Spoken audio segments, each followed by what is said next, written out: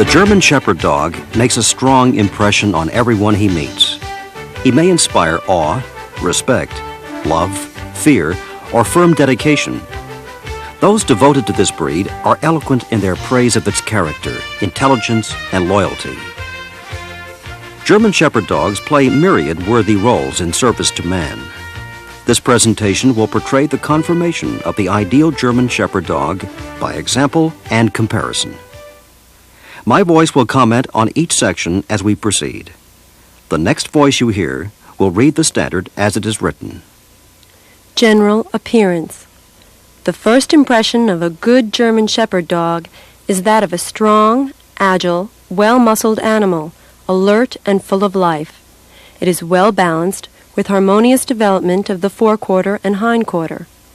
The dog is longer than tall, deep-bodied, and presents an outline of smooth curves rather than angles. It looks substantial and not spindly, giving the impression, both at rest and in motion, of muscular fitness and nimbleness without any look of clumsiness or soft living. The ideal dog is stamped with a look of quality and nobility, difficult to define, but unmistakable when present. Secondary sex characteristics are strongly marked, and every animal gives a definite impression of masculinity or femininity according to its sex. This dog shows the desirable substance and dignity of the male German Shepherd dog. He is heavier in bone than this attractive bitch, who is slightly finer with softer expression. Character. The breed has a distinct personality marked by direct and fearless, but not hostile expression, self-confidence, and a certain aloofness that does not lend itself to immediate and indiscriminate friendships. The dog must be approachable, quietly standing its ground and showing confidence and willingness to meet overtures without itself making them.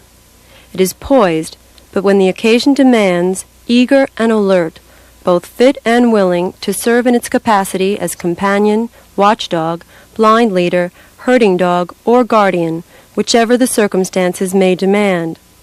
The dog must not be timid, shrinking behind its master or handler. It should not be nervous, looking about or upward with anxious expression, or showing nervous reactions, such as tucking of tail, to strange sounds or sights.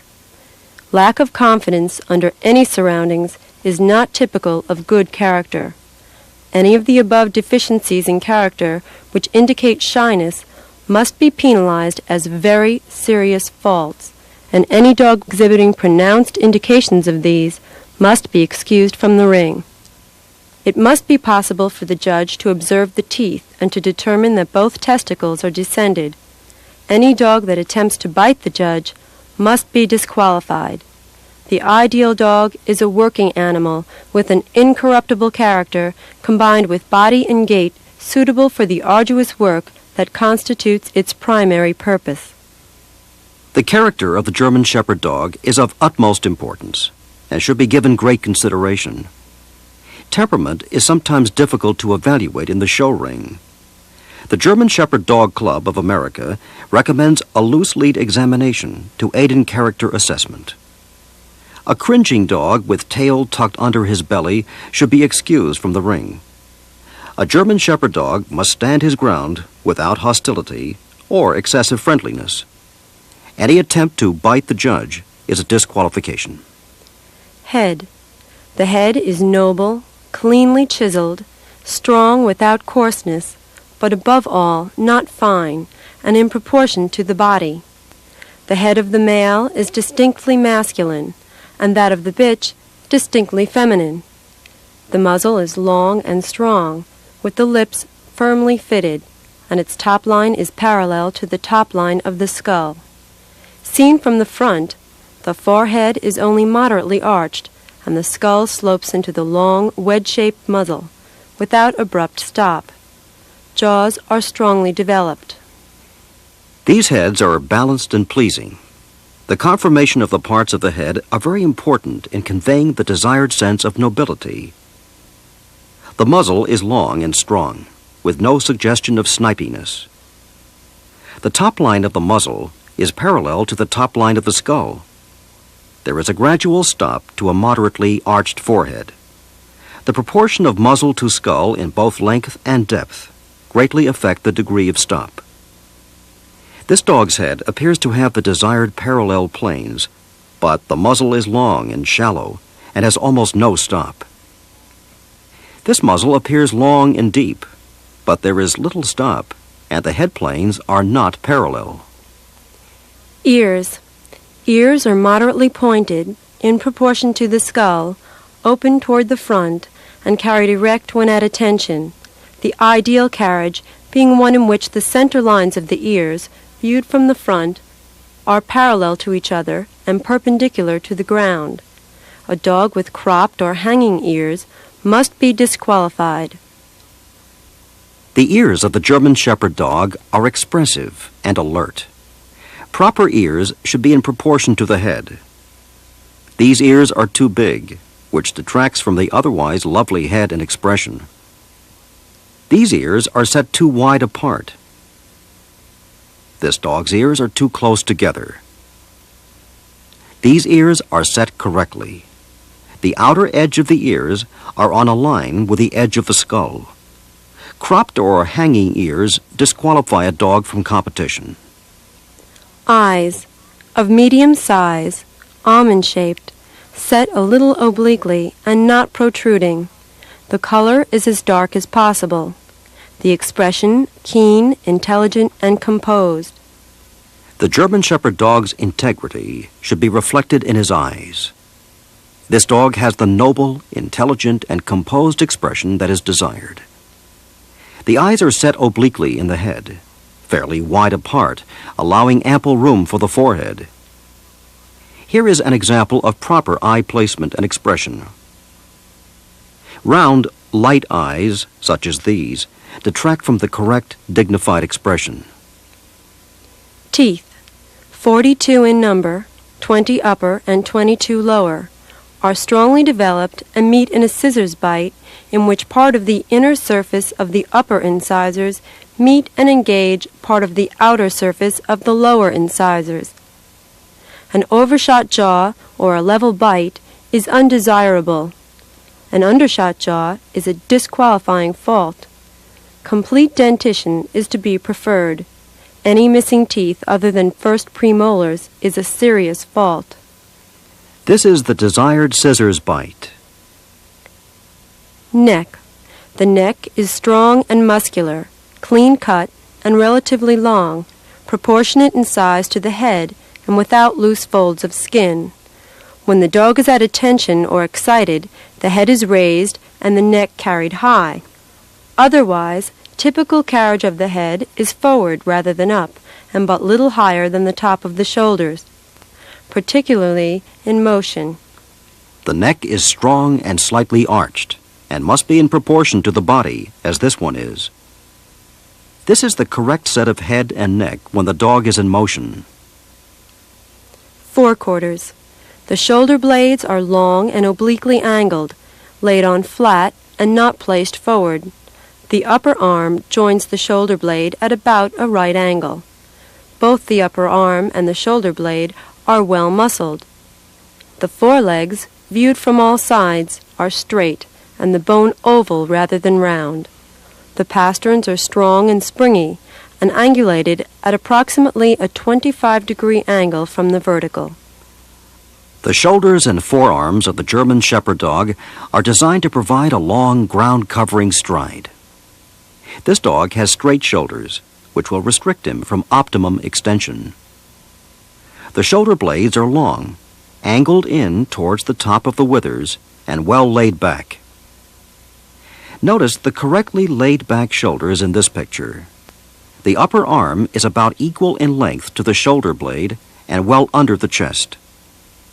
The pasterns of the German Shepherd dog are relatively longer and have greater slope than those of many breeds to enable the dog to trot over long distances without jarring the legs and shoulders. Feet. The feet are short, compact, with toes well arched, pads thick and firm, nails short and dark. The dew claws, if any, should be removed from the hind legs. Dew claws on the forelegs may be removed, but are normally left on. Splay feet and hare feet seen on these dogs are incorrect. The German Shepherd dog does not have cat feet, however. His feet should be oval rather than round. These feet are correct. Proportion. The German Shepherd dog is longer than tall, with the most desirable proportion as 10 to 8.5.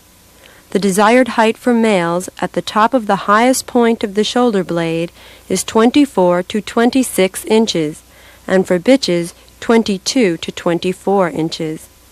The length is measured from the point of the prosternum or breastbone to the rear edge of the pelvis, the ischial tuberosity. The ratio of length to height in the German Shepherd dog is of great importance. This dog has the correct proportion of height to length. This bitch may technically have the correct ratio, but she is very low on leg, and her croup falls away steeply. This attractive bitch's lack of tuck-up and flatter croup makes her appear longer in body and higher on leg than the preceding dog. Sometimes great depth of chest will make a dog appear lower on leg. Judges should be aware of this. Body. The whole structure of the body gives an impression of depth and solidity without bulkiness. This bitch is too fine in bone. This one has proper substance and keeps her femininity. Chest. Commencing at the prosternum, it is well filled and carried well down between the legs. It is deep and capacious, never shallow, with ample room for lungs and heart, carried well forward, with the prosternum showing ahead of the shoulder in profile. The chest extends at least to the elbow of mature dogs and may be deeper than that. Dogs under the age of 2 may not have acquired mature depth of chest. Ribs. Well sprung and long, neither barrel-shaped nor too flat, and carried down to a sternum which reaches to the elbows. Correct ribbing allows the elbows to move back freely when the dog is at a trot. Too round causes interference and throws the elbows out. Too flat or short causes pinched elbows.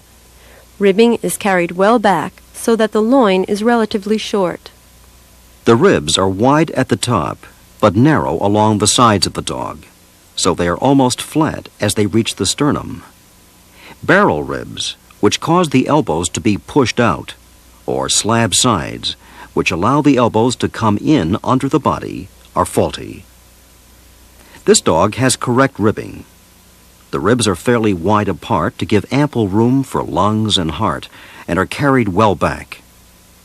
Abdomen. Firmly held and not paunchy. The bottom line is only moderately tucked up in the loin. The abdomen is firm, never soft or flabby, with moderate tuck-up. This dog is too fat. It has almost no tuck-up. Top line. Withers. The withers are higher than and sloping into the level back. Back. The back is straight, very strongly developed without sag or roach, and relatively short.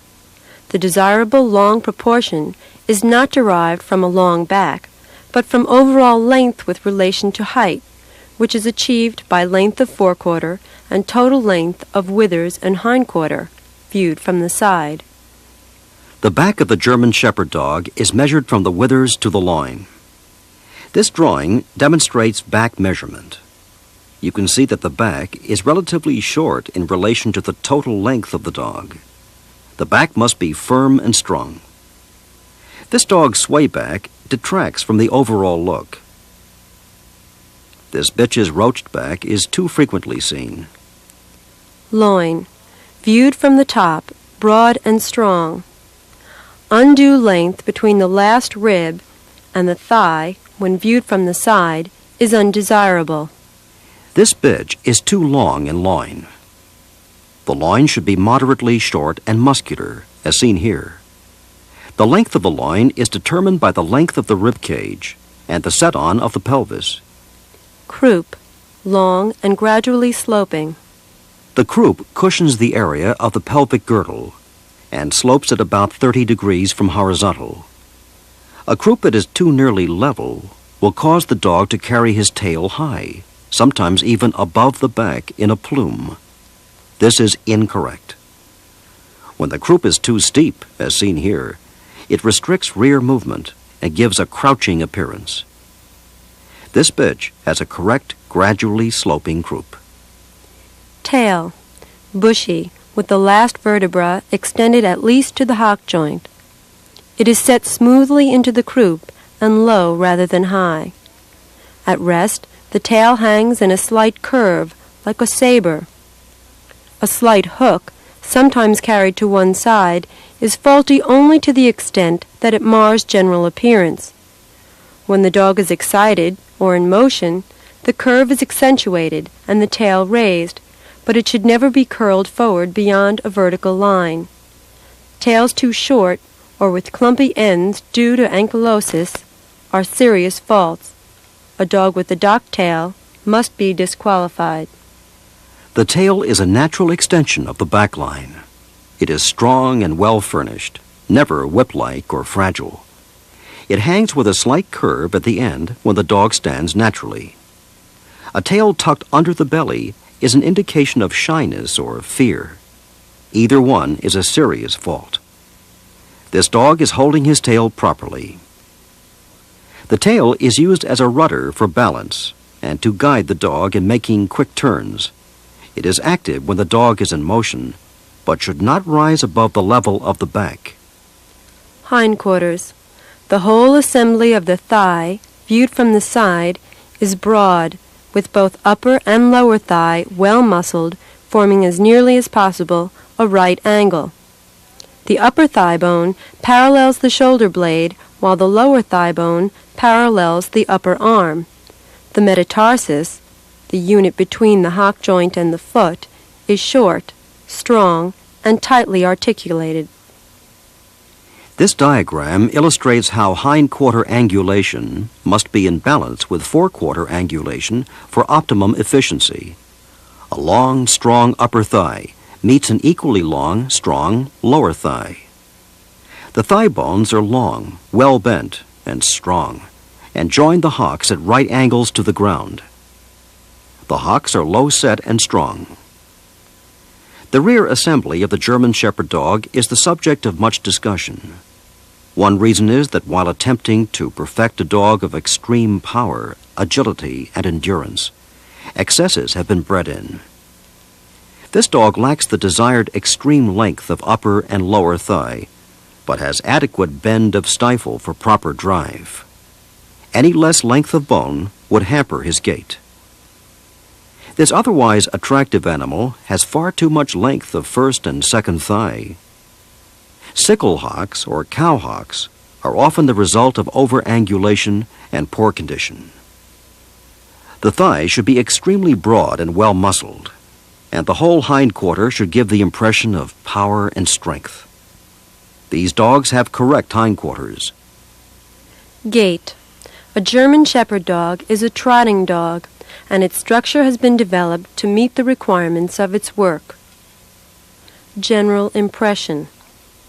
The gait is outreaching, elastic, seemingly without effort, smooth and rhythmic, covering the maximum amount of ground with the minimum number of steps. This dog displays the proper long, powerful reach when viewed from the side.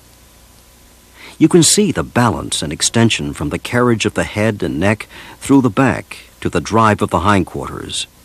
Short, choppy strides or hackney action are not typical.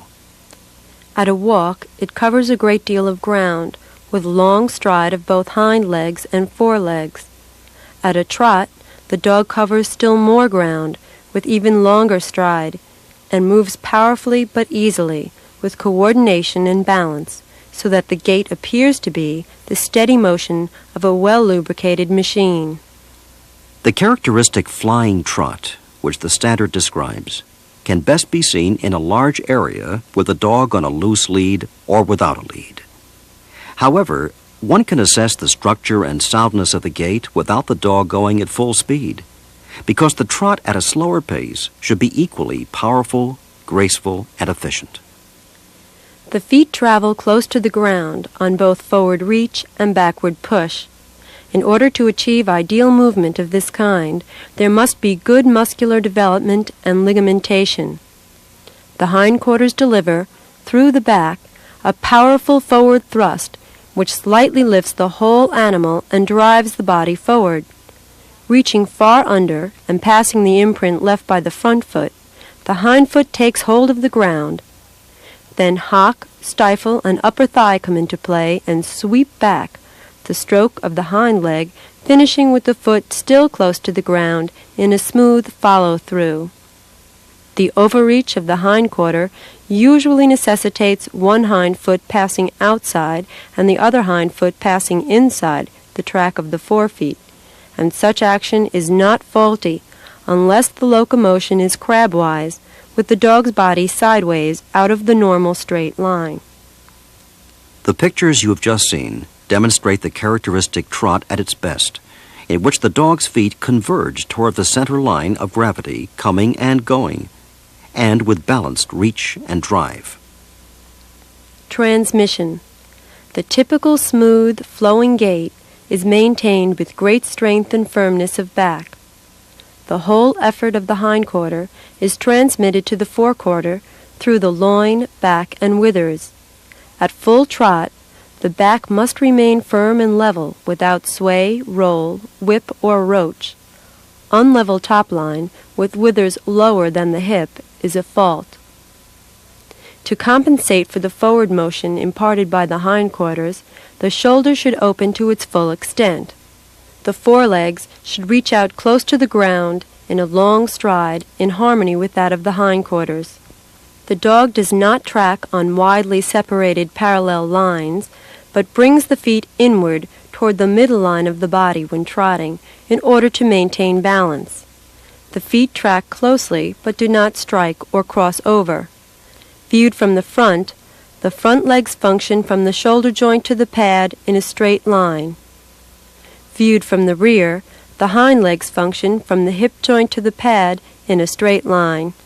Faults of gait, whether from front, rear, or side, are to be considered very serious faults. Gait is an extremely important part of judging the German Shepherd dog. However, correct gait evaluation need not be the marathon that many judges require. Correct gait, coupled with proper conditioning, spells endurance in a herding dog. Color. The German Shepherd dog varies in color, and most colors are permissible. Strong, rich colors are preferred. Nose black. Pale, washed-out colors and blues or livers are serious faults. A white dog or a dog with a nose that is not predominantly black must be disqualified. These German Shepherd dogs all have good coat color. Note the rich reds and tans, the strong sables. These are preferable to washed-out shades. Coat. The ideal dog has a double coat of medium length. The outer coat should be as dense as possible, hair straight, harsh, and lying close to the body. A slightly wavy outer coat, often of wiry texture, is permissible. The head, including the inner ear and foreface, and the legs and paws, are covered with short hair, and the neck with longer and thicker hair. The rear of the forelegs and hind legs has somewhat longer hair extending to the pastern and hock respectively. Faults in coat include soft, silky, too long outer coat, woolly, curly, and open coat. The coat includes a slightly oily undercoat, through which grow medium-length, straight, or slightly wavy guard hairs. The outer coat is wiry or hard to the touch, never silky or soft. The body and tail are well covered, with the tail bushy, and there is a longer ruff around the neck. This dog is in full bloom. The German Shepherd dog is an all-weather animal, and his coat must be protective and double. This holds true even in summer, when the undercoat may be lighter. Disqualifications: cropped or hanging ears, undershot jaw, docked tail, white dogs, dogs with noses not predominantly black, any dog that attempts to bite the judge. Here is the German Shepherd dog, a self-confident, poised, alert companion, built to herd, guide, protect, and defend.